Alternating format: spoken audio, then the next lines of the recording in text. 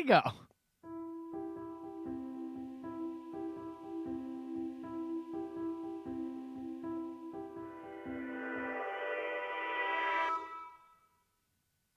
Ladies and gentlemen, welcome back to the Trent and Zyori podcast. It's episode number 144. It is May 2nd, 2019. Bright and early here, 8 a.m. Mountain Time, 7 a.m. on the Pacific Coast. You're welcome, European fans. This one is for you. Enjoy it, digest it, and love it because we're here at a brilliant time. I just rolled out of bed, getting the coffee rolling. Trent, how you doing? We're back from Dota Pit. We're going to talk about all sorts of goodies today. We've got the new DPC season.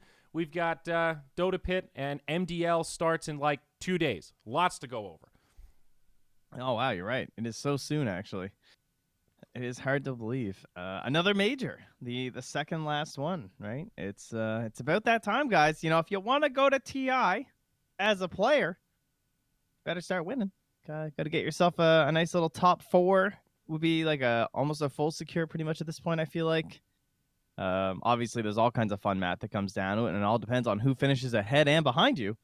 But it's crunch time. If it ever was crunch time, this is your moment, right? Yeah, exactly. And we've got a couple teams now we know basically secured at TI. Well, we've got 4, 5. If you look at that DPC breakdown, NIP winning the minor means they've secured themselves a seat at the major and might be able to grab a few more DPC points to push them over the edge. They're like right there on the cusp. I don't know if they're mathematically secured yet, but they're close. They just need another little drop in the bucket to get pushed over the finish line, right? Yeah, they're not. I mean, they just got so many points for coming fourth at KL, so it's just like it's hard for them not to be in because they're like 7th right now, but it's highly likely that they will be in at TI. But there's still only 4 guaranteed teams. Only 4. All right. So what? Let me see if I knew this by memory. We got VP. We got Secret. Yeah. We got LGD. No. Fuck. But they're very high, but they're not secured. Is Vici secured? They are. All right. Vici secured. And who's number 4? Is it EG? It can't be EG. It is. It's EG. Okay. I kind of did it. A little trial and error. Couple of third places are really all you need. Huh. Okay. And after them, closely behind is Fnatic. And then LGD. Who are more secured. Like, they're 1,000 points ahead of NIP, for example. Like, LGD are pretty guaranteed for They're TI. pretty safe. All right. Gotcha. Yeah, Fnatic was the one that I had forgotten about. Man, they've had a good season. Oh. Dude, it's almost time to start thinking about TI it was qualifiers. Mostly Dream League, so. Yeah. Yeah. But it's almost time to start talking about qualifiers. After MDL, we've got one set left of minors and majors. And I get, what is it, Star Ladder, and then what's the major? Epicenter, the final. Well, that'll be interesting. I wonder if they're going to do that talent thing again. Wasn't the last Epicenter the one that had the talent competition? Oh, buddy, have you not heard the news? Wow, apparently they're doing not. it all right. And I see some. Hopefully, I'm not breaking too many hearts here. If you're a caster hoping to take part in this, close your ears. Oh no! So they announced their casting contest, but if you read it carefully, you'll notice that it says, "Commentate on the Epicenter Major Open Qualifiers on your channel in English. Get positive feedback from the community and organizers to advance to the next stage." Now that's the same as last year, and so. What happened was these people who were determined to be the best of the open qualifiers were then moved to the closed qualifiers, right? Okay. And so if you prove yourself on streams of the closed qualifiers, you get to commentate the Epicenter Major Group Stage. Okay. You're not being flown in. They're doing it from home. Okay. They don't explicitly say it, but they also don't explicitly say that they're flying you in. Maybe I am wrong, but from what I have heard, the winners will be casting from home this time. Wow. Perhaps Epicenter will change their tune, and that's not set in concrete, but sources I have secured claim that it is from home. Okay. So they will still have classic, your tier 1 commentators on site, but there will just be a supplementary team of whatever you want to call them, your qualifier casters that will be casting from afar. I guess that's not terribly surprising. We've seen a number of the majors utilize the remote stream thing, Dream League being one of them, right? So that aspect I'm not necessarily upset about, but it is one of those things. Maybe a little clarity would help because they're dangling that carrot of like, you get to cast dangling it.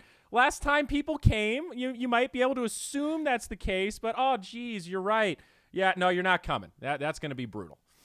Yeah, maybe I'm wrong. Maybe we'll see. I mean, I was surprised. I wonder if they've even clarified it on their Twitter. I was kind of wondering if anyone was going to take note with that because they started really high. If the first time you invite people, you better say something if you're not next time. That's all I would say. Yeah, no, definitely. And last time it was sort of a weird experiment, right? I think parts of it went really well. It was awesome to see some new talent get a chance on LAN. I think the part that wasn't so awesome is I heard Epicenter kind of use that as an excuse to just lower talent rates and go, hey, you guys aren't experienced. We don't need to pay you as much as everybody else. And that's kind of shitty. I mean, it's true there is a spectrum across talent and experience. Individuals like Red Eye probably make more than, qualifier casters, but still there's a floor there. There's a spectrum. And I think they tried to spin it as a real community positive, and the motivation was probably a little more financially driven, but maybe I'm just a cynic. What can I say? Well, when they invite Grant, I'm sure Grant was like getting a shittier rate is just like, excuse me? Like, I could just be here getting full rate. You know what I mean? Yeah, I mean, we see Knoxville in chat here. That's what he says. Last time the prize was casting live, and they got offered a very, very, very, now that's 3 varies, bad day rate, which was quite expletive. Yeah, I've heard some numbers that are under half of anything I've ever been paid. Oh, no. Ever. So say, I've been paid And some remember, pretty shit I did rates in my day. WESG Dubai when no one knew my name. So, ooh. Yeah. Yeah. Well, okay. Well, glad I did actually miss the headline on that. So, okay, glad we got that out there. But now if Epicenter wants to confirm, and, that would be great. Now, Epicenter, if you want to have a representative come on the podcast and hash it out, we'd be happy to have you. The door is open. All right, let's flash back to Dota Pit a little bit. Probably the hallmark of this episode is we were all just in Croatia. A successful minor. The last Dota Pit was much smaller in comparison. It was like a hotel event, so very cozy. There was a live studio audience, but very small. Last time it was like 50 people, a maximum like 100 chairs or something. So it had this really fun, there's some amazing feeling of being able to broadcast from the hotel you're staying in. You just walk downstairs, you just walk onto the panel and go, all right, boys, what are we doing today? It removes all that stress, no transportation, no getting stuck in traffic. So this Dota Pit was a little bit different. Obviously, it was at a proper venue. They had the full stage, all the lights, all the sounds, the music, the production value. And it was still a lot of fun. I think for us, I spent most of my time on the panel, and we were perched up in one of the big kind of skybox VIP areas. So we had a nice bird's eye view of the whole venue and the whole thing. Overall, the event went really smooth. Very few technical issues, all things considered. A couple pauses here and there. And any event that gives us creative freedom to do kind of whatever on the panel is an A+ in my book. Anybody who's willing to say, this defined it from a talent perspective. Said, hey guys, what's the plan with rehearsals? Dota Pit came back and said, well, do you need rehearsals? I said, well, fuck no, we don't need them, but usually it's required. And they said, don't worry, we'll test the mics. I was like, you guys are fucking on it, because 90% of the rehearsals I've ever been to for an event is, all right, guys, we're going to need you to come a couple hours early so we can make sure everything works. And it's just us standing there talking into mics and then production going, thumbs up. Everything works. We hear you loud and clear. And you always wonder, why couldn't literally anyone have just tested these microphones before we got here? The rehearsals are almost never an actual rehearsal or like a dress rehearsal where you're running through the flow of the show. So I think that just spoke to how much trust was there, which made the event a lot of fun. It was kind of a low pressure minor for us, right? All right, you're not muted. That's lies.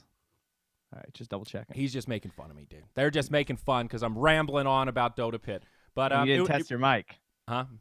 And you didn't test your mic. That's why, right? Yeah, there you go. No, the creative freedom was great, man. That is nice. I have to say, I thought the hallmark words were gonna be, "I trust you." I think I heard that so many times. Every time we would be like, "So we are thinking blah blah blah blah." I trust you. Yeah. You're right. No, that really maybe that is a better hallmark. But it was a really fun group of talent too. Very, very dynamic. It was nice that we had like this group where it felt like we could put almost anyone in any combination and you were going to turn out with something good. We got a lot of Moxie Lizard, and I think that combo is really coming into its own. It was cool that we were able to, work off of what they had already built at Dream League and then carry it over to this event. Got to give Moxie the chance to host a couple panels when you and I were casting, and we got to see the Grand Grant Lacoste duo, which is quite dank, by the way, in case you weren't aware. Yeah, that's a good one. Big fan. I quite like that one. And the Dota. Now I just want the TriCast. I want Grant, Dakota, and Lacoste. Oh no, I don't know if the world's ready for that, dude. I'm ready for that personally. One day we'll get it. I guess the big complaint was the format. That's really the only big major complaint that kept coming up time and time again. For those that missed it or unaware, basically it was 8 teams, two groups of 4, and a full best-of-3 round robin within each group. So half the event was the group stage. And it was a lot of group stage matches. Day 1 was 15 hours. Day 2 was 12 hours. It was a shitload of Dota.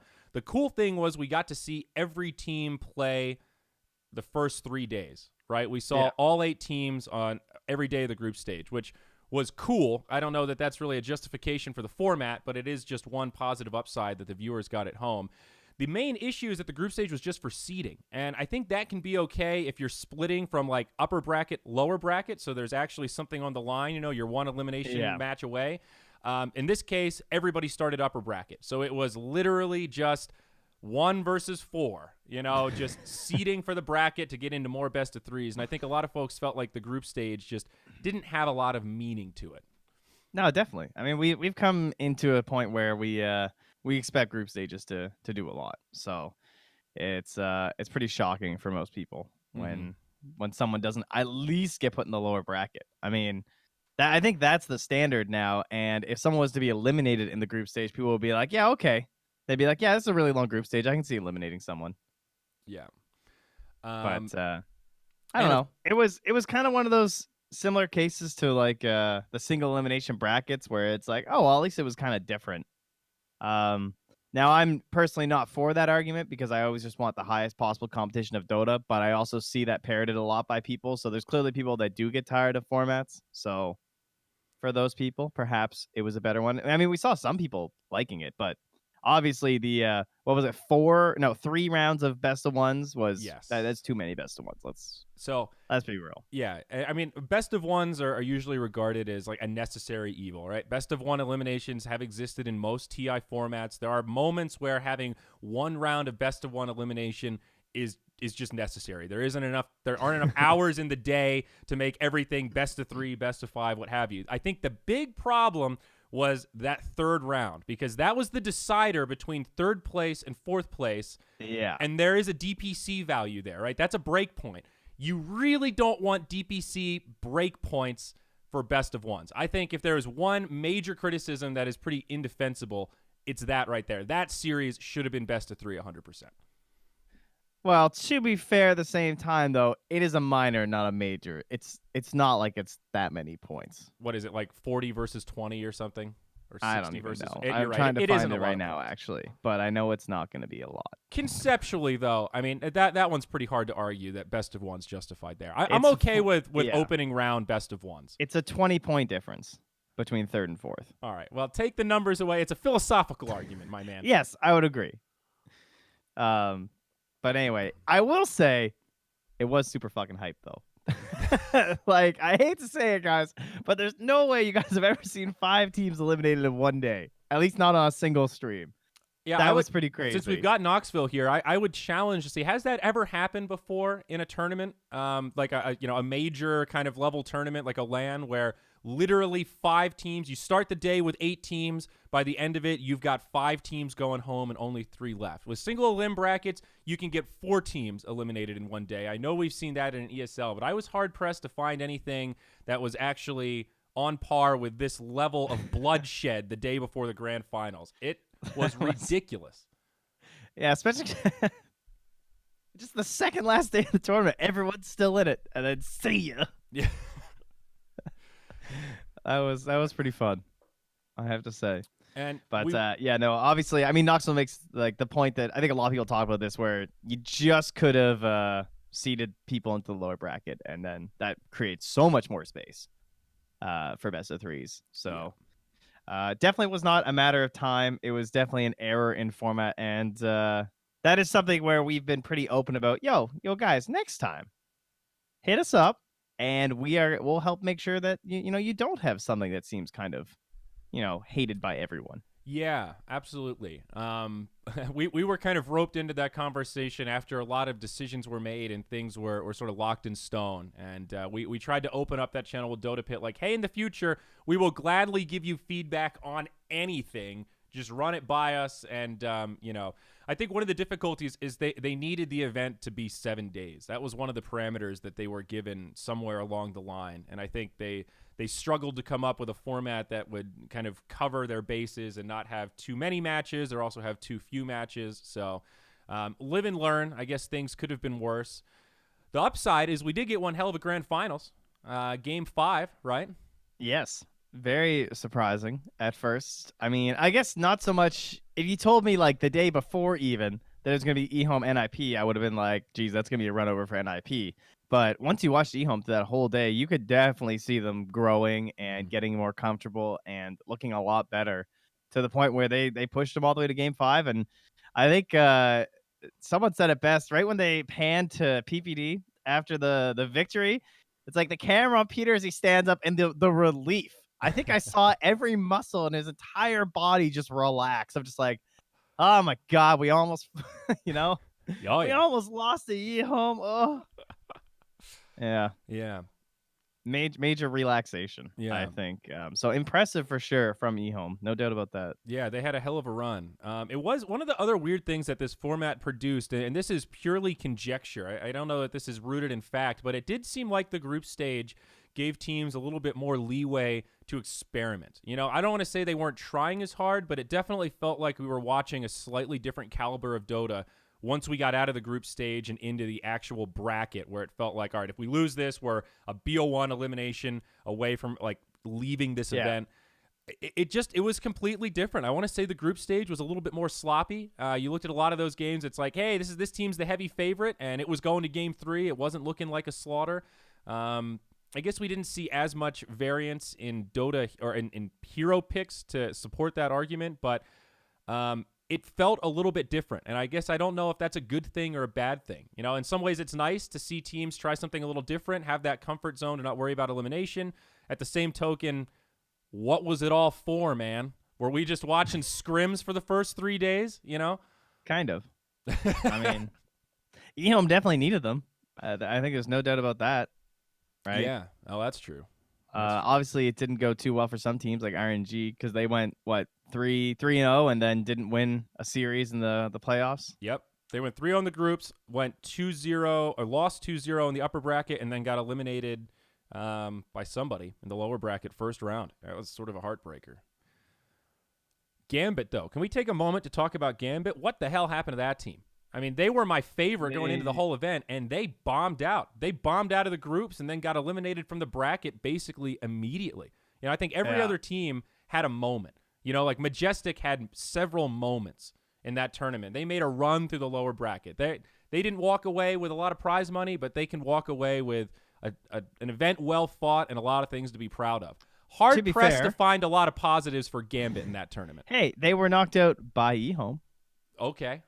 They also got 2-0 by Alliance.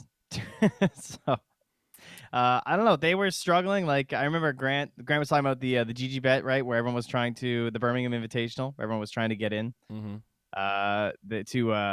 ESL Birmingham. They got 2-0 by Old But Gold in, like, 20-minute games or something. Yeah. And I don't know. They had their strat. They played it really well. And I guess they just didn't seem to think that it was a very good strat anymore because they didn't look like they were drafting any of that kind of like classic Gambit stuff that we'd seen. Right? Yeah.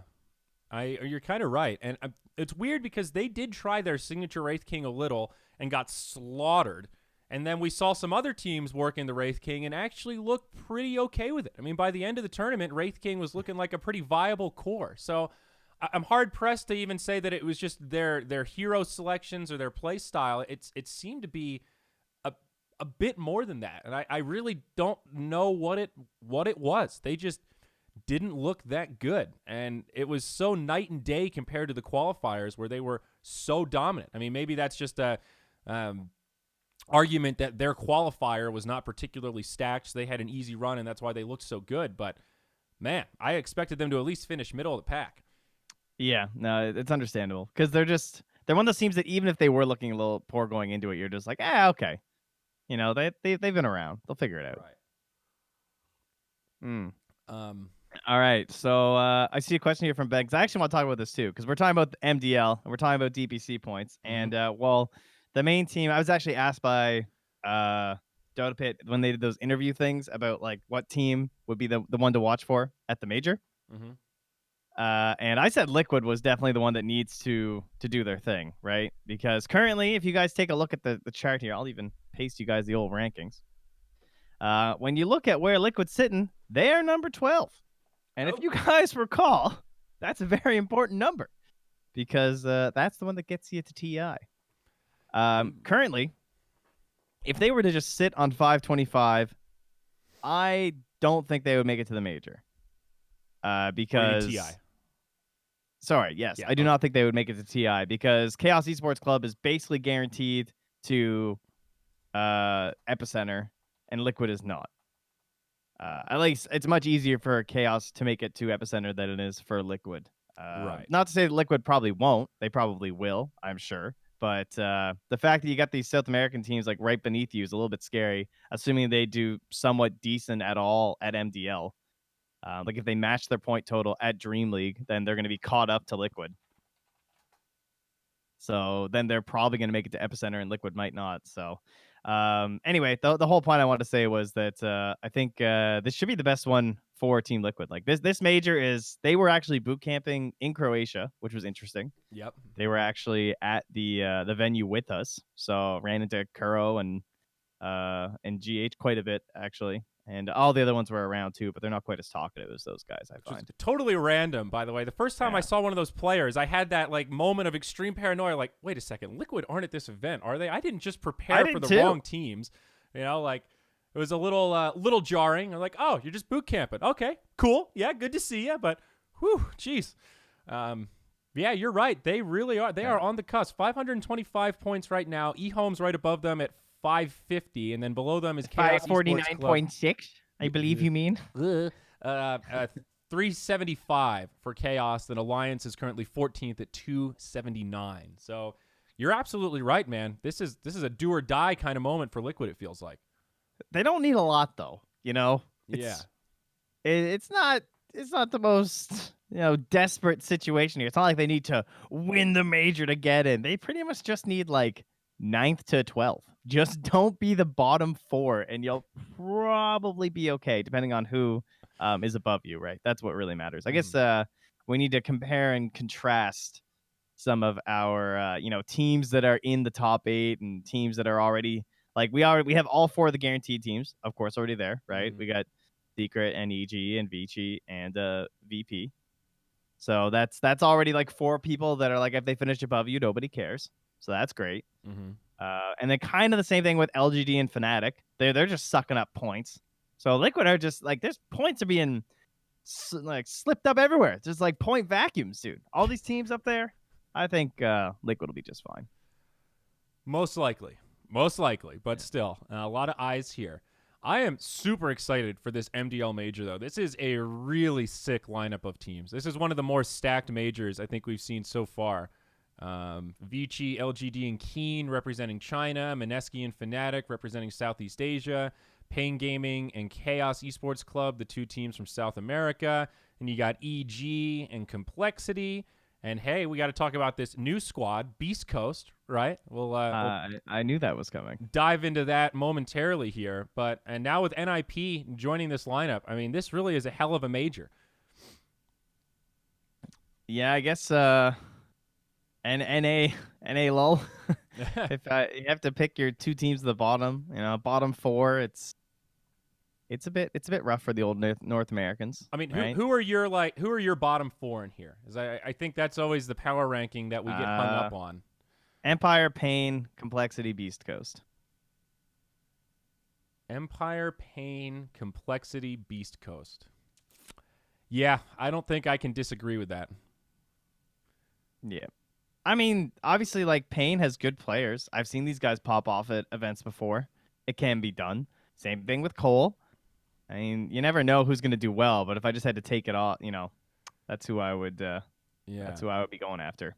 Very curious So. to see how the new Beastcoast team will perform. Even Complexity, right? They've had a little bit of a roster switcheroo. Now Monkeys Forever back on the position 3 for Cole. It's Monkeys again, dude. He's getting in there. He's back. That was like when Justin had the mental health issue, which I guess this one isn't explicitly called mental health, but homesick and basically Death was just done. Death wanted to leave. Mm-hmm. He was finished. And even though they had a major coming up, he's like, nah, I'm good. It's cool. That's surprising to hear. I'm so far off the pulse. I don't know anything about his circumstances. I've never met the guy, never talked to the guy. I don't know if the Complexity statement was more PR than truth or vice versa, but that is crazy to me that somebody would make it to a major and say, you know what, guys, I'm good. You go for it. No worries. I'm just going to sit at home and watch. It's all good. I won't feel shitty about not being there.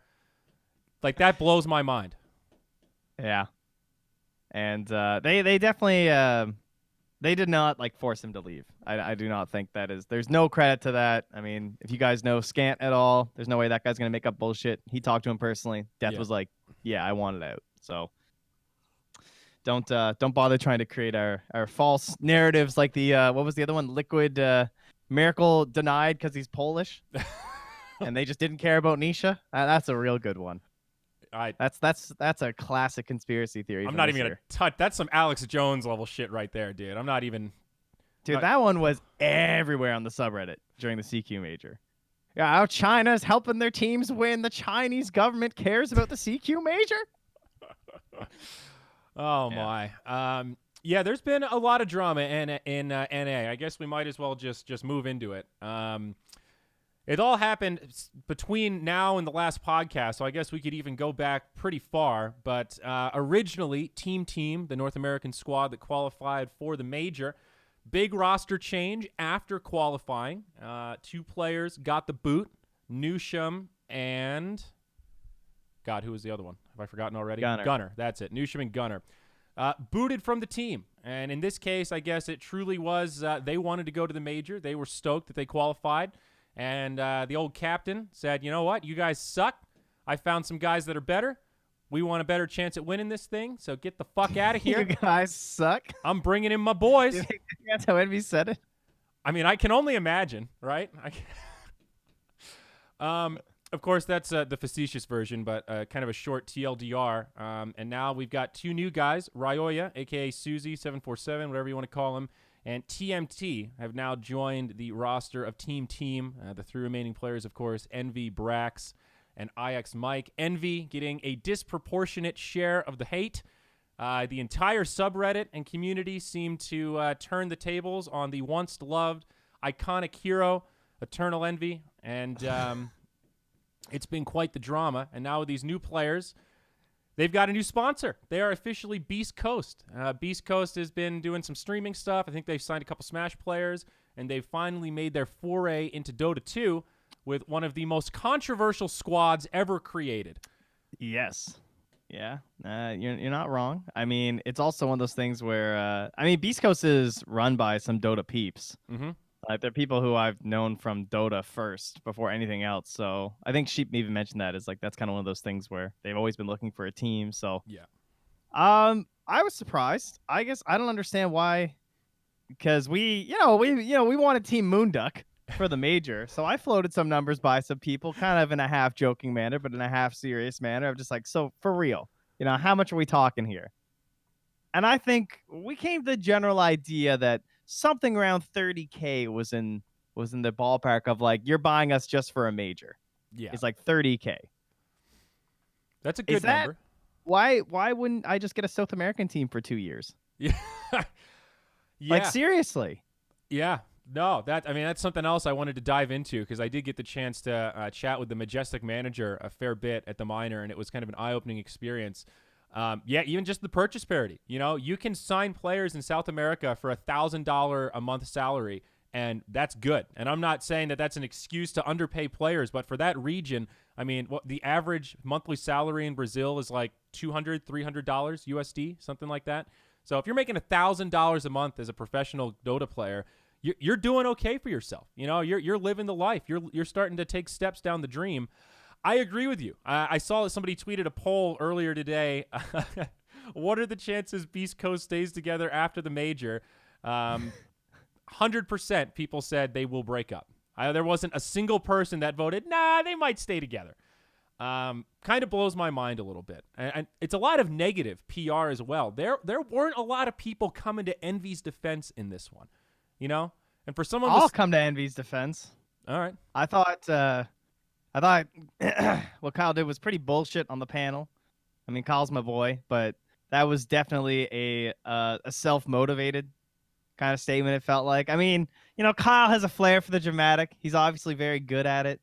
I love Kyle. He's a very well-read boy, and I know he was excited to drop some fictional takes on villainry and whatnot in his little spiel up there. But it was, I mean, personally, I think it was a little bit too far. Like, let's be real here, guys. There's 2 majors left. You're trying to get to TI. Guess what happens? You guys heard them say that they were going to kick Gunnar and Nusham anyway, right? What happens if they take Gunnar and Nusham to the major and they come dead last and then he kicks them? Guess what? Gunnar and Nusham can't go to the major. The next major. They can't go to that next major because they will have missed the open qualifiers, because the open qualifiers happen when you're at the major. So then they literally have no chance. So if they were already done on this team, taking them to the major is just like actually worse for them. And in Envy's mind, and in Brax's mind, and IX Mike's mind, the odds of them getting to the next major, there's only going to be 2 North American slots, right? I believe that's already been confirmed. So super unlikely. There's like, this is probably their best chance. And so if you're on team right now, you need to take the best possible chance you can at getting the most points possible at MDL.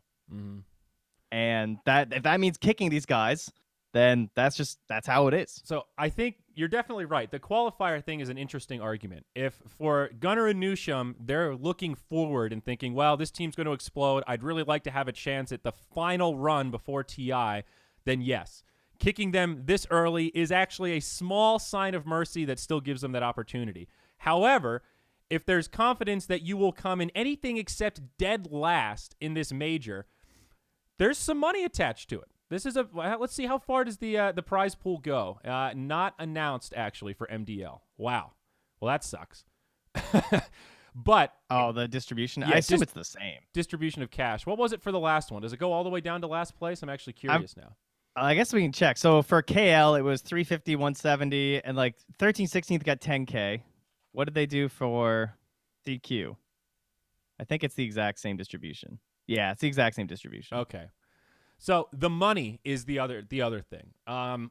It's relatively small when you're down at like, you know, the bottom 8, you know, 15K or 10K, depending on where you place. But I think that is a part that is pretty brutal. The idea that you qualify this event, you're guaranteed prize pool from this tournament, and you just miss out on that. That really sucks. And for a lot of these players that have been kind of floating around in the tier 2, tier 1.5 scene trying to qualify for these events, you know, 10K split amongst 5 players, $2,000 is not nothing. That's bills for a couple months. You know what I'm saying? Yeah, that's true.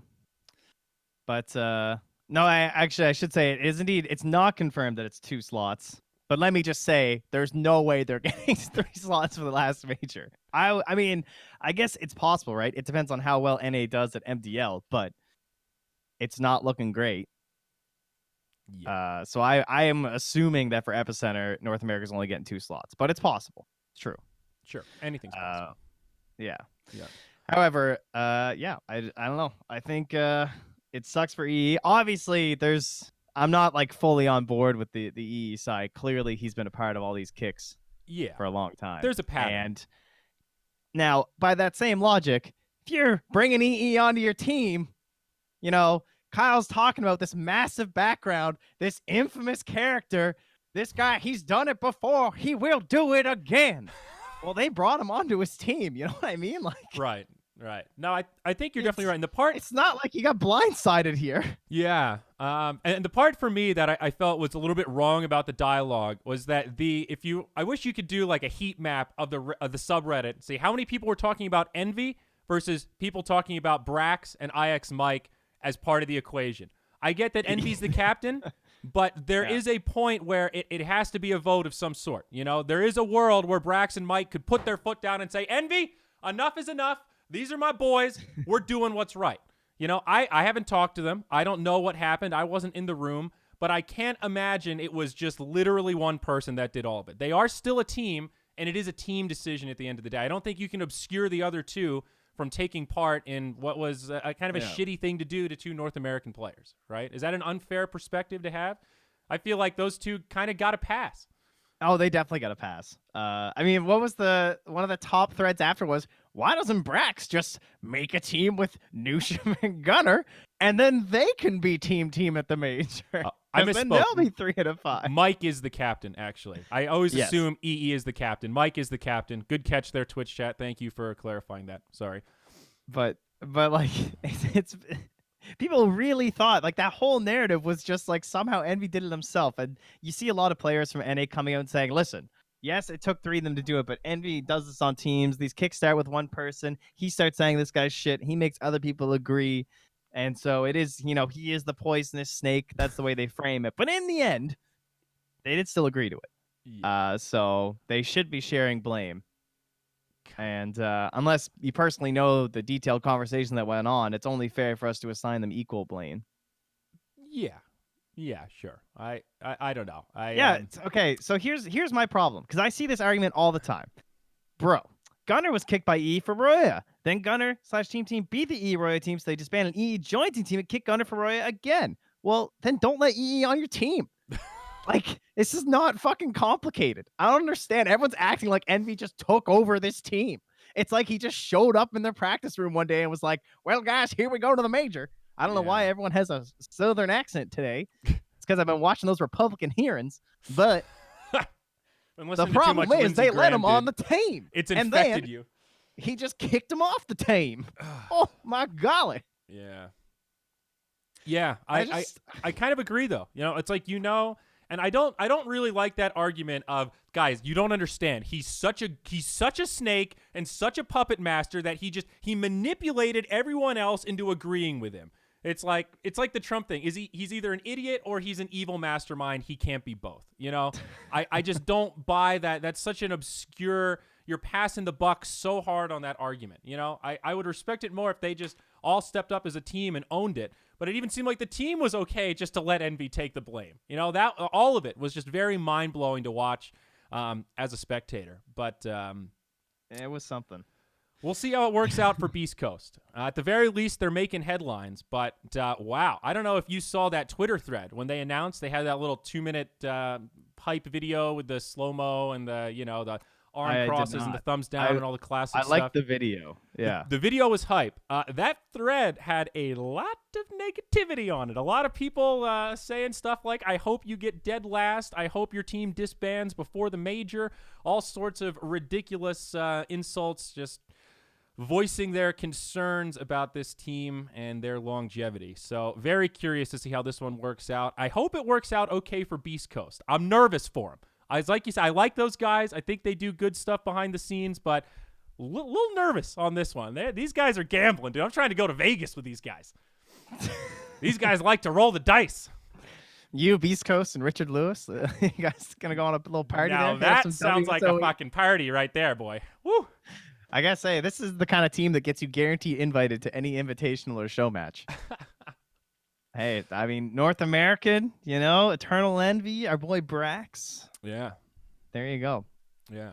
It was definitely hype when they qualified, though. The MOONDUCK Discord erupted.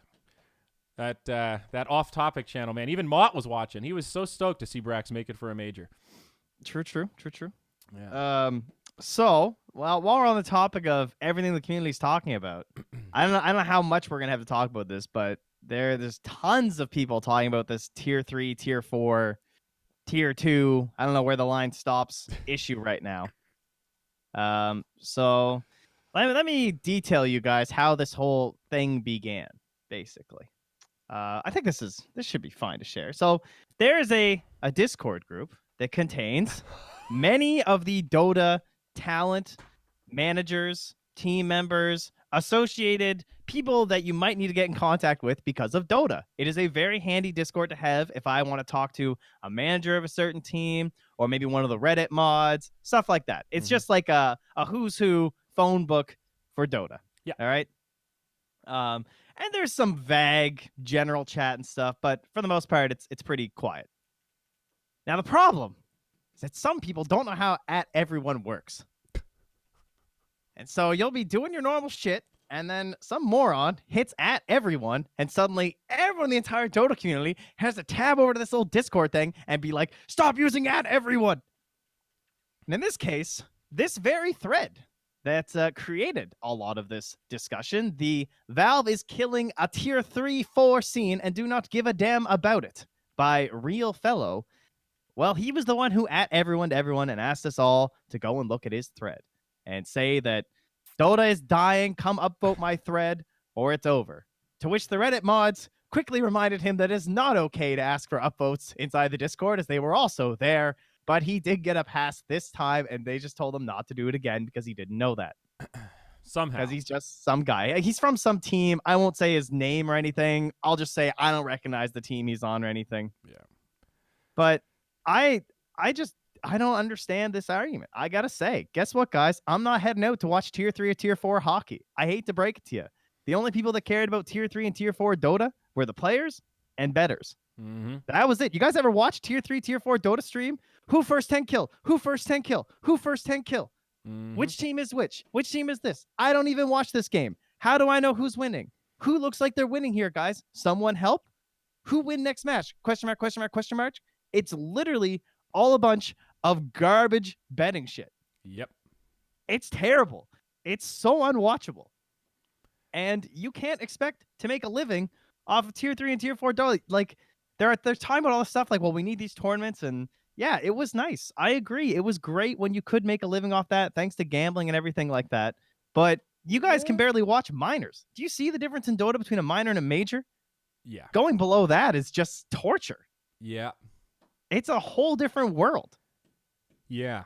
No, I agree with you. I think the one caveat I would say is I don't know how good the golden years were of tier 3 Dota, because I think the amount of match fixing that went on was so much more rampant than any of us gave it credit for.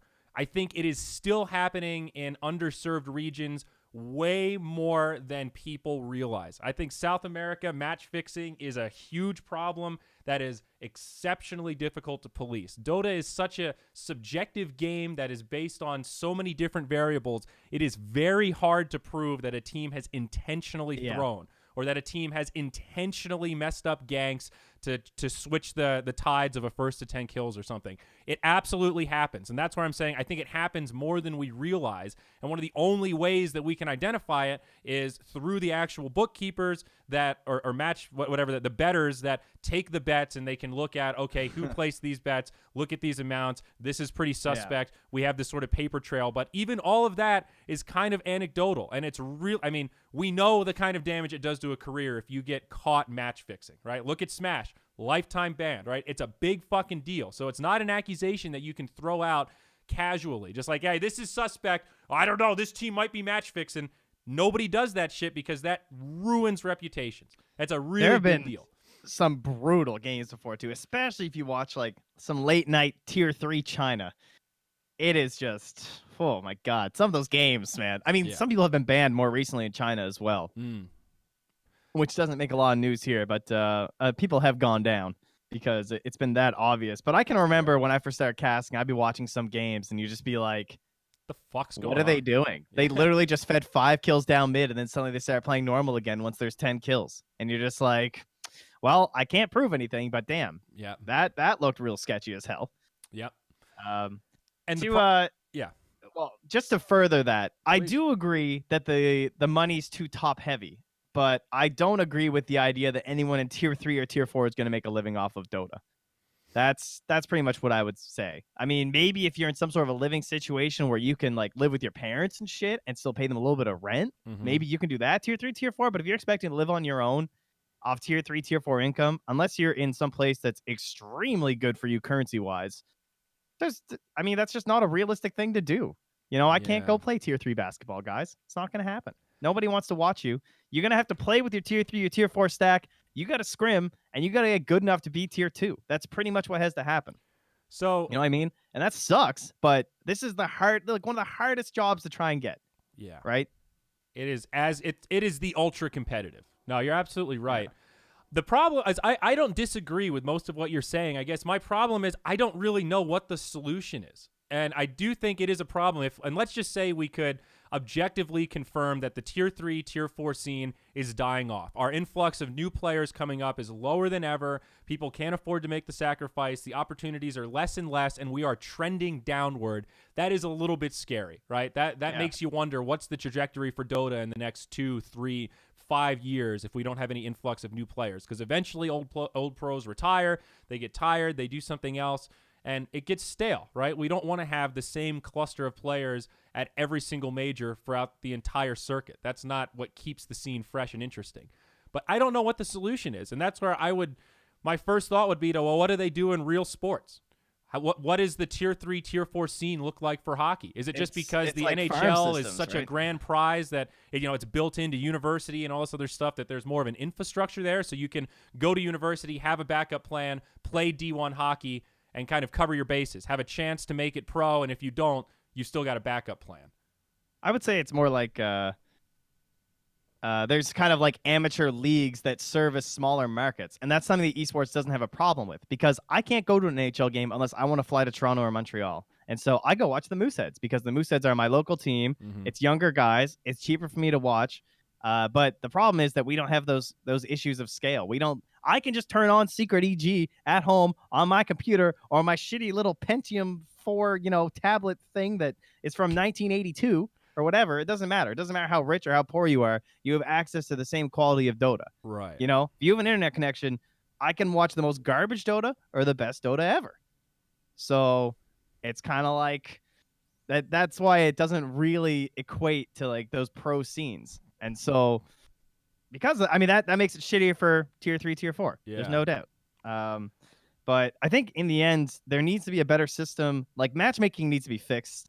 I would say matchmaking fixed probably by the players themselves. Need to actually commit to those leagues. I mean, CS:GO has Face It, and it seems to work really well. The way that they like put players in and pull them out and stuff like that. I think that kind of stuff. So even just before this drama popped at press day at the Dota Pit Minor, I got the opportunity to interview Ace from NIP, and one of the questions I asked him, I framed it in the context of tier 2 players, but I think you can extend it to tier 3 players. What's your advice to players that have been stuck in the tier 2, tier 3 scene seemingly forever and haven't been able to break out? I'm like top 200 on ladder. I've been grinding for a while. Last couple years, I still haven't broken through. What do I do? His advice was actually hit number 1. Hit number 1 on the ladder, and people will recognize you. Big teams will start looking, and that's how you get your shot. It's all about getting that shot on a big team for the first time and then proving yourself when you get that opportunity. He said one of the quote, easiest, not saying it's easy to hit number 1 on ladder, but something that you can do from the comfort of your own home without any network, without any support, hit top of the ladder. Excalibur is that story. Summit 2, right? Fnatic needed a player. Yeah. How do you think they found Excalibur? I asked No Tail about it. He said, we looked at the ladder, said, who the fuck is Excalibur? He's number 1. And then No Tail found his Steam, shot him an ad and said, hey, nice to meet you. We're looking for a player to play at the Summit. Are you interested? And Steve said, boy, am I. Let's scrim. And then they did some scrims. They're like, this guy's pretty cool. He's pretty fucking good. Dank Tinker, Dank Meepo. Let's give him a shot. They didn't perform that well at that tournament, but that is how he got that opportunity. It was truly because of his public profile and shitting on people in pubs. So that is a path, but still so difficult. And I don't know that you can reasonably just say to tier 3 players, well, just get number 1 on the European ladder, dipshit. That's basically the equivalent of just saying get good. And there, I mean, that's partly a thing, I suppose. But I mean, aside from that, like, I guess you got to find like-minded groups. Like, you got to build the structure yourselves. You got to find good scrim partners. It's not easy, but it's not supposed to be easy. I don't know. Yeah. This is we're not doing some sort of a handout system here. It's a lot of money. It, I mean, I don't know. I feel like I've kind of gone over it all at this I point. do think, though, you touched on this before. It's something I want to unpack a little bit more. Is that I feel like the prize pools are a little bit top heavy, and that has been a hallmark 100%. Of Dota compared to other esports scenes. So let's draw a parallel to an esport that we have all written off as an absolute joke: NBA 2K. Right, the NBA 2K League. All right, so they just started their second season. Oh, I like this already. I was just reading this article at the beginning of the major, or the minor rather, that those players get guaranteed salary, right? They are basically following an LCS-like model. It is different because they're attached to basketball teams. So you have like the Utah Jazz, then that is the team, and then they have 5 esports players that all play their own characters. It'd be like, Zyori, I'm the center for the Utah Jazz NBA 2K, right? So not exactly the same. The infrastructure. Can we do a show match, please? The infrastructure exists, okay? So those players get guaranteed 30K salaries. If you were signed first round, you get a 37K guaranteed salary for being a professional NBA 2K player, right? I think if you were a second round pick, it's 35K. And then if this is your first season and you were after that, it's something like 33K, something like that. Yeah. Not a bad salary for being a professional NBA 2K player, right? There's a lot of Dota players out there that are like, man, I would love to be making 35K a year just to play Dota. So I think that's an example of a scene that has a game that is not necessarily the most esports friendly. How do they do it? Where did the games take place? They have a studio somewhere. I don't know exactly where they are. I feel like it was Northeast, right? Didn't BTS go and help them with something at one point? Did like some video work for them? I actually don't know. But I mean, I feel like they flew to help them.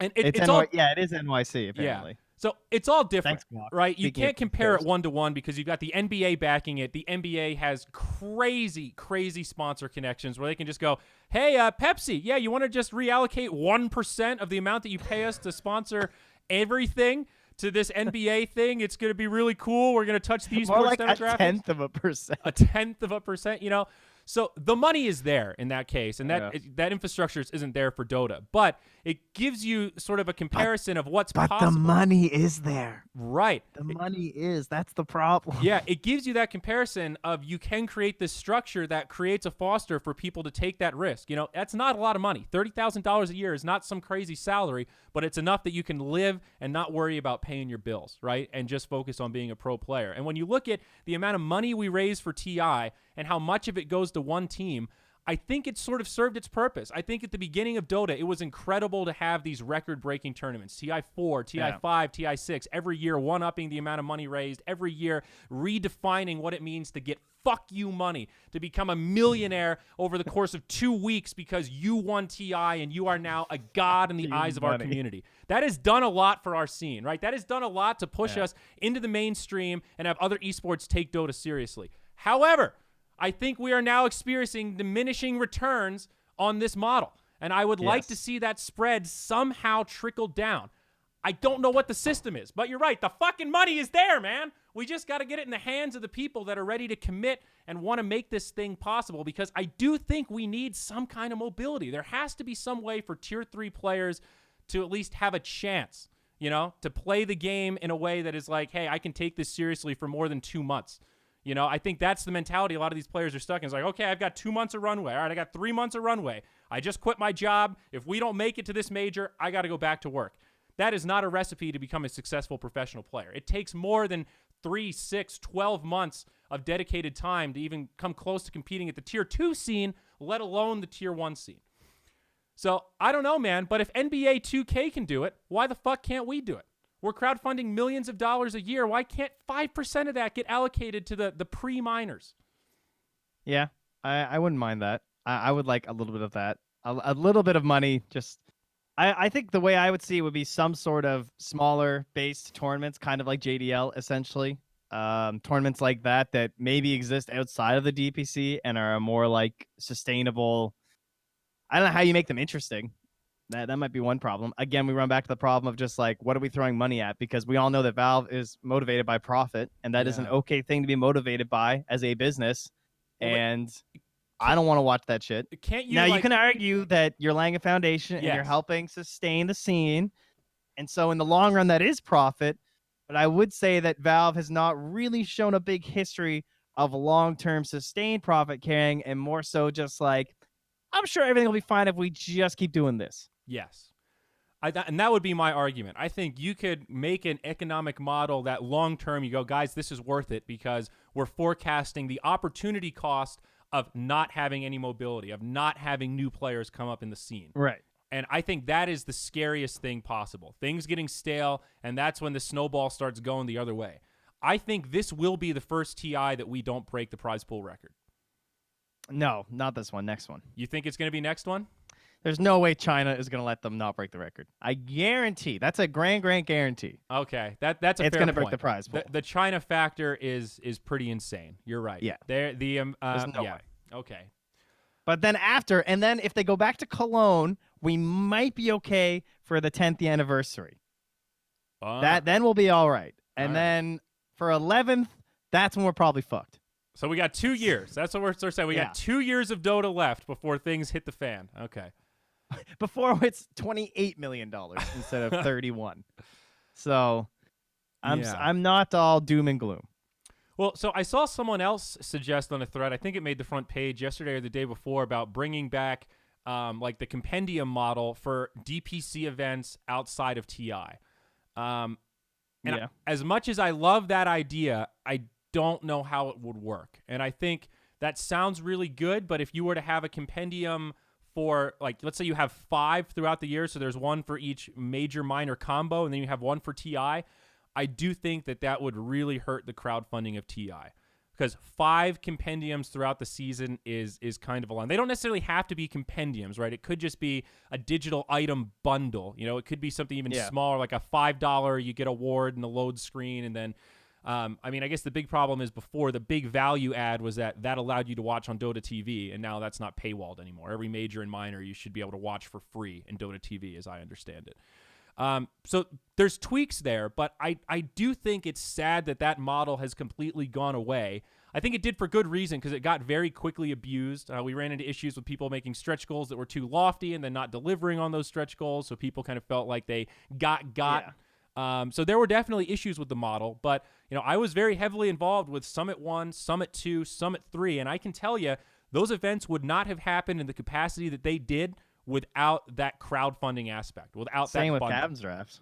Same with the initial captain's drafts. You're absolutely right. I was a little more hands-off with those, but captain's draft 3, that's what made that tournament possible. I can grand guarantee captain's draft 3 would not have happened by MOONDUCK if we were not able to crowdfund it. We didn't have any money. We were a brand new company. We had a little seed round that got us started, and that was it. We were doing everything based on futures, goodwill from our employees or contractors, and goodwill of the community that were willing to support us based on our reputation. If that wasn't available, we never would have been able to do that, and that never would have triggered the whole snowball that made MOONDUCK possible with the elimination modes and eventually leading to the Captain's Draft 4 Minor.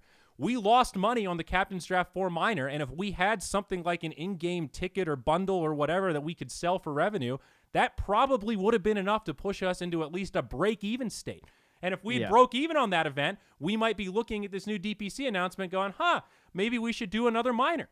But right now I'm looking at that going, well, we're already holding a red check from the last one. I don't know where else to go to sell this. How can I justify losing more money on another event? It doesn't make any fucking sense to me, So yeah. I hate that it's this polarizing, like, all right, open the floodgate. Everybody gets a bundle or an in-game ticket, and then, some people abused it. Okay, we're done with it. That's only going to be for TI. And it's like, well, why can't there just be a compromise? Why can't we have a little bit of you can pick and choose a little bit, but we have this awesome thing here that's just fucking gone now. Just poof. It was so much money. Like, I remember Dota Pit Season 3, I want to say, where they had that Pudge. Let me see. Is this the one? Oh, yeah, that's the one. It had the Pudge and it had the bat. The prize pool ended up being $265,000. Yeah. Like, that was crazy. That was that even a LAN? Am I crazy? Captain's Draft 2? No, Dota Pit Season 3. That, if I'm not crazy, that was all online. Am I wrong? Dota Pit. No, it was all online. That was an online tournament that had a prize pool of $265,000. EG won $126,000 playing in an online tournament because of that ticket. Yeah, you're right. It had an 80K base prize pool. That's insane. It is insane. And that was only 25% of every purchase of the compendium and 10% of every purchase of the chest or set. Jesus, they made so much money. Yeah. Those were truly the golden years, dude. It's kind of bananas. Oh my God. And I was chatting with somebody at, I forget who, at the Dota Pit Minor about the difficulty and like why a lot of tournament orgs are looking at the DPC going, why would I ever want to do that? The only way that I can make this tournament possible is with a betting sponsor. And knowing that betting sponsors are blanket banned, that makes running these giant DPC tournaments even more difficult. Betting sponsors are one of the only ones in our space that have the margins to pay a lot. They are on a different tier than like these hardware manufacturers or peripheral manufacturers. The margins are world of difference. And that's another one where I wish there was a middle ground. I hate that it went from, okay, everything's all good, betting sponsors, do whatever the hell you want. Oh, wow, some people abuse this. Oh, wow, some of these betting sponsors are really shitty and are accepting bets from underage kids. Blanket ban for everyone. And it's like, well, whoa. Why couldn't we have had a discussion about this and found the middle ground? Maybe it's no logos on the screen, but you could have MooBot and chat and buttons under Twitch. Maybe we could have set limits for how intrusive betting sponsors could be. Maybe it can't ever be mentioned by casters. You can't ever show odds, but they could still have just a logo there. It could say Betway, but nothing else. Why couldn't we have gone through and looked for a list of legitimate betting sponsors? There are some out there that do it by the book and are very serious about legality. Betway is one of them. Why are all of them being lumped together with the shittiest ones? Why are we always playing to the lowest common denominator? I think we're doing damage by looking at everything in extremes. There's always a fucking middle ground. The universal centrist over here, Trent. God damn it. I'm getting angry always today, wind up, dude. I think, in the end. Ugh. Yeah. I mean, it's just... It's what I would do for those compendiums back, dude. I know, dude. It's brutal out there. So it's going to be really interesting. I mean, now that we've seen the schedule, right? So this is the most recent post from Valve, 3 days ago. Hey, here's our schedule for the 2019-2020 DPC circuit. These are the dates we want to do minors and majors. Send us your proposals. I loved in that post it said, include as many details as possible, like live audience or venue, etc. Just like, what? What? What do you mean, etc.? Like, you just... are we even going to get that many minors and majors? I mean, who's applying for these things? I don't know. I mean, they were surprised last year how many people applied, and I'm guessing it's going to be the same this year. I hope so. People will. I truly hope so. I mean, I can tell you right now, Moonduck's not applying for a minor. What? I'll tell you. What? You're squashing my minor? I've got plans. I mean, unless you've got You're not going to write me a blank check here? I mean, unless you know a couple of rich dudes that are looking to gamble a little bit on some Dota minors. I mean, I have so much trouble seeing the return. Contract again? How about Blake? Can we hit up our boys? Now, hello, Blake. Professional athletes. So, but again, think about the money we need for a minor. Why wouldn't we just start the best goddamn South American Dota team the world's ever seen? The best goddamn... Why spend $500,000 on a minor when you could spend $50,000 on the best South American team ever? It's kind of unreal. 2.5 years. That's a pretty good deal. Yeah. So I'm a little worried. I hate to be overly cynical. I hate to kind of like leave this doom and gloom. Oh man, Zyori thinks the scene is fucked. But I am legitimately a little bit nervous. I think from my limited perspective, the financials don't really check out. Like I would be very curious to like pick the brain of Dream League just to hear what they thought. Like, did you guys feel like that major was worth it?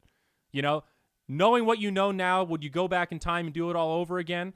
Are you gonna apply for a major on this season? I don't know if they made money or lost money on the last one, but it's hard for me to imagine they walked away from that like, oh man, we're rolling in it. Everyone that I've talked to that is a multi-game org says Dota is our least profitable game. Why do you think Beyond the Summit is doing activations for literally every other esports beside Dota right now? Because they all make way more money. Because most other esports have developers that will pay you to make tier 1 content because they realize it's a value add. And that's the kind of stuff that makes me really nervous. And it's what we have pitched so many sponsors for various things in Dota, and a lot of them that are privy to esports say, why Dota over Rocket League? Why Dota over Overwatch League?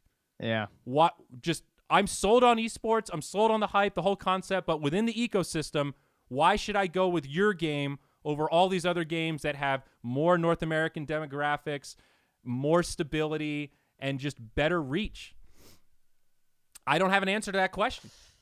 Yeah. When it comes to that point, that's when that sponsor gets crossed off the list, and we look for someone else who's dumb enough to think that Dota is the greatest esport known to man.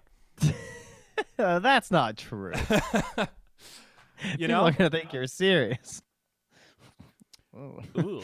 But Yeah. I mean, seriously, that is a really tough question to answer. And like, oh, we haven't even touched the Overwatch League stuff. They've had a lot of shit going on with this last couple weeks. Their first home event, right? Everybody on LAN.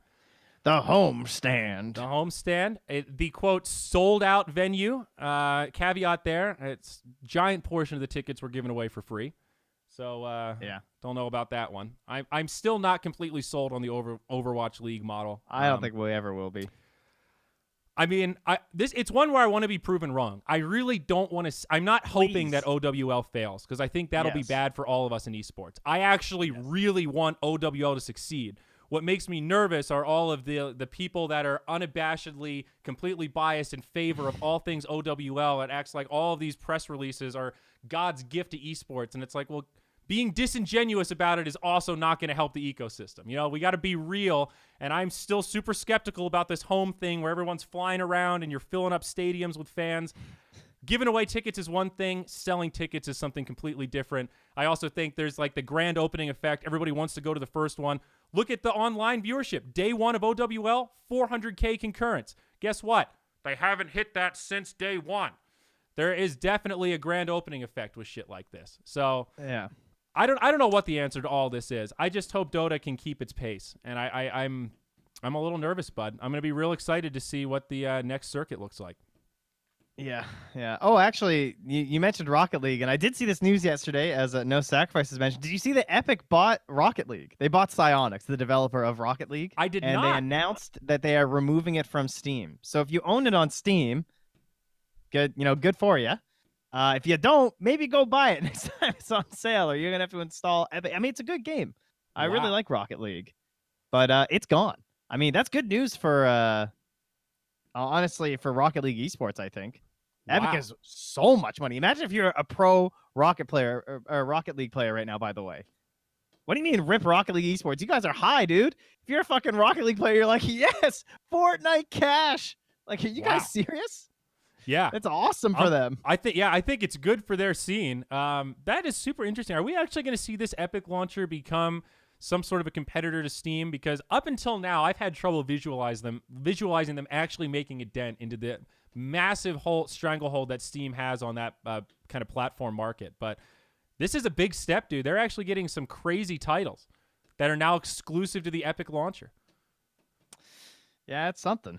I don't know. They're really going into it, but like they don't. I mean, I don't even know what they're. I haven't installed it. I've never played Fortnite. I don't have Epic Launcher installed. I've heard that it is awful. Like I don't even know how the market. Do they even have a market for trading shit? I've heard it's pretty bad. Same. Mostly secondhand. I haven't used it either. Origin was the one that I used for SimCity a long time ago, and that was bad enough. I'm like, all right, fuck all of these launcher platform things that I don't want. Yeah, Origin's pretty brutal. At what point do Epic start making their money back? They've already made all of their money back. That $100 million that they put into esports, they made that back like 2 weeks later, dude. The amount of money that Fortnite generates is bananas. It is insane. It is pretty insane how much money it makes. So insane that's kind of why it seems like Epic doesn't give a shit about Fortnite's competitive scene. That was the other big esports drama while we were at Dota Pit.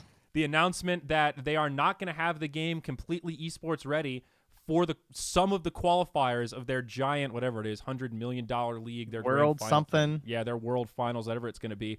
Basically saying like, yeah, we kind of want to cater to the competitive scene, but we also realize that Fortnite's fun, and these random events and hamster balls and flamethrowers and whatever else it's just a lot of fun. It's really just fun to just drop that stuff randomly. Did you see the clip of the Australian guys that qualified for the next round or whatever, and they asked in the interview, so what's next? They're like, honestly, we're probably going to quit Fortnite. We don't like what's going on here, so it's cool that we qualified, but yeah, we're moving on to other stuff. The interviewer was like, well, that wasn't the answer I wanted. And then the guy just says, well, that's the truth. So it was pretty badass. I mean, honestly, that like speaks to the problems that they're having, but I feel both sides of it, because at the same token, I don't know that every esport has to be like CSGO level of serious competition. I think it's okay for some esports to be more of a video game first that has like a competition aspect than we are competition first, video game second. Esports in general is competition first,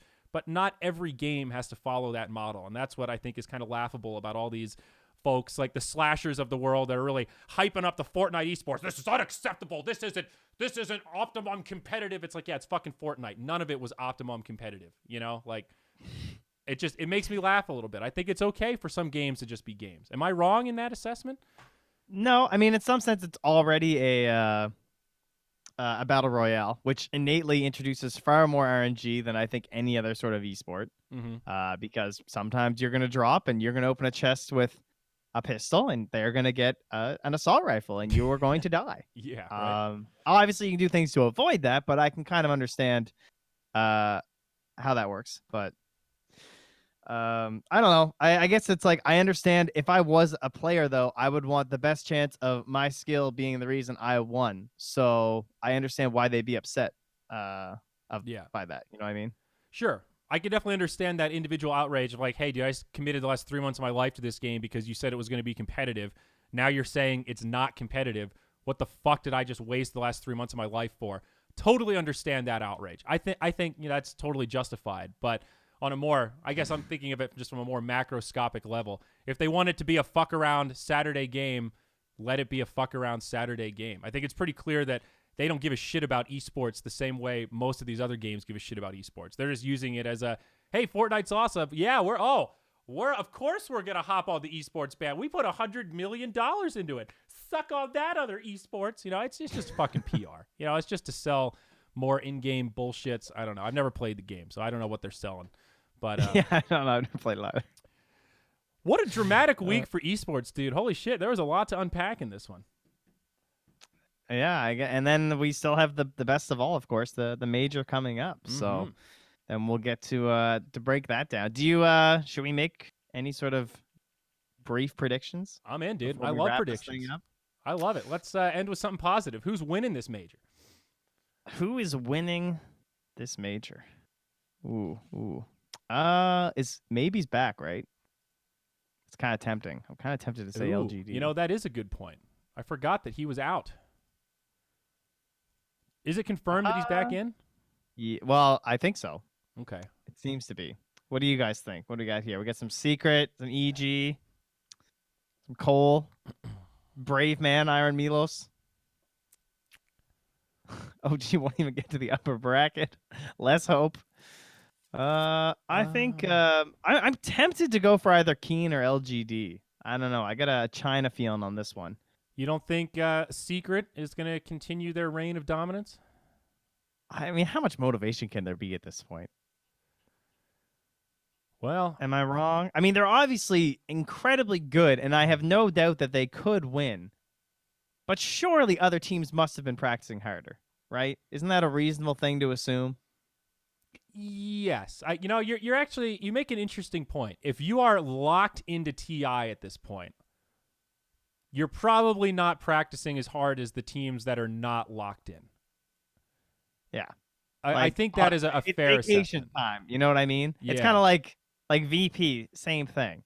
Like, obviously, I agree that any of these guys could still win the major, but I would not personally I would not choose any of the top 4 or even top 5, I think. Maybe I take one of the top 5 or top 6, like Fnatic or LGD, I could still see winning, but any of the top 4 of Secret, VP, Vici, or EG, I wouldn't pick because the motivation's just not there. Well, if you're going on the motivation track, then I think circling back to where we started this conversation an hour ago, Liquid's got to be your favorite, right? I definitely expect them to finish top 6. I would Okay. say maybe even top 4. I guess I just don't know how good they are because the last time I saw them, they were a little shaky. Mm-hmm. When they won MDL, was that really the last time they played? Actually, now I think about it, I didn't get to see much of them during the major that I recall. So I think the last thing they really did was MDL. What was the last thing we saw Secret play in? The major. I think so, right? That's it. Like they haven't done anything else, so it's just they won the CQ major, and then they went to Dream League. Right? Okay, yeah, they got 4th at Dream League. You're right, they Yeah. did get 4th at Dream League. I'm looking at the history now, and I don't think they would have done anything else. I don't no, see they what else played do. ESL Well, then 1. obviously, yeah, the qualifier, of course. Yeah, but no, ESL 1, Katowice, right? That Dude, was in February. They if won. Beastcoast won, that would actually be so insane. They won that. Oh, Katowice. Yep. That was that before. Anyway. Was it before? It's in that neighborhood, though. It's in the... I'm bad with dates, all right? I'm bad with the numbers. I know, it's such a blur, honestly. And we don't get invited to ESL events, so... Yeah. No, ESL was after Chongqing. So, yeah, something about it, man. My gut... Last time they just look a level above, you know? They just... The way they move, the way You're they not do wrong. things. We were talking about that at Dota Pit, where, like, some of the matches... It's like, well, where did this team go wrong? It's like, it's not one thing. It's not like, oh, they lost top, oh, they lost mid. It's like... They lost that one team fight. Yeah. They just played worse. You know, they just farmed less efficiently. Their rotations just weren't as good.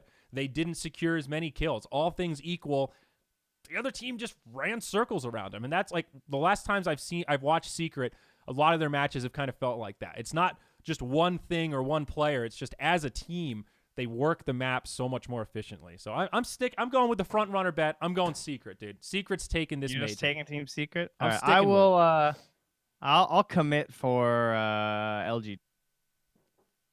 LGD? Pick LGD. Okay. Sure. Sounds good. Going Even though with the they're maybe guaranteed. factor. I Liquid like it. top 3. That's the most important thing, I think. All right. Go Liquid. Also a big We'll go with event for that. Vici, right? Hot off that last run. Yeah, I mean, also though motivation. I mean, I agree. I don't think I would say out of the top 4, they're the least likely to be slowed down by motivation, partially just by a culture thing, and also just by they have not been at the top for very long, so they're still looking to refine their game. Like they went from literally nothing to minor, major, TI. You know what I mean? Like that was kind of crazy. So I think they're more likely to still be tryharding. Yep. And the other team, I mean, this one, a lot of people had eyes on them, but Chaos Esports Club, they are one that I'm very curious to see performance-wise. One of the most stable trios of South American players, HFN, Tavo, and King RD with Weeha and Misery. To me, that seems like a recipe for success, right? You've got 2 very experienced players Misery's played at like every TI except one. I think he's one of those players that is qualified almost every year. So you've got this old guard with these South American players that know each other very well. I'm hoping Chaos Esports Club can make a run here, Trent. I'd like to see them play top 8. They've been to every major this year, right? Oh, God, that's a quiz question. I would assume so. They must have been. Like, yeah, I'm just going to assume they have been because they get 2 slots every major. How can they not be? Yeah, they were definitely at Chongqing. They're at Dream League. They were definitely at KL, and they were definitely at Dream League. So, yeah, they've been in all 3 majors. Okay, but they were a different team, though. Real nice. KL, they weren't Chaos Esports Club, though, didn't they? Well, they were called Pain. Pain, right. But it was the exact same roster. Yeah, like these guys have been together for a while. That trio of players. Yeah. Okay. In fact, they... Oh, right. I was wondering why... Oh, they all signed on my birthday. I didn't even realize. Oh, that's nice. That is nice. Look at that. How poetic. So, yeah. And when did they all leave? They all left... Oh, they all joined together September 18th. Jeez, when they're Kuala Lumpur major squad for Pain. Goodness. Anyway. Yep. All done. All right. Yeah. I did want to talk about South American Dota a little bit more, but we've already gone on for quite a while, so I think we'll cut it here. Save wow. for the next one. Yeah, seriously. What a podcast. So MDL Disneyland starts in 2 days. Woo! Less than 48 hours till the initial matches get underway. So a lot to look forward to. Lots of Dota coming up. The tail end of the circuit. TI on the horizon. If you joined us late, you'll find this podcast on youtube.com/moonducktv. You'll find the audio only at zyori.tv. And, of course, you can join us on Discord. It's been spammed in chat, but hop over to Sniff Central. We've been pretty active recently talking about all sorts of Dotas, dramas. We were even talking about professional wrestling yesterday. Wow. Get in on the action, boys and girls. Come on. Join us. ECW. That shit was crazy. Doesn't have Drop to be that about link Dota. in the chat.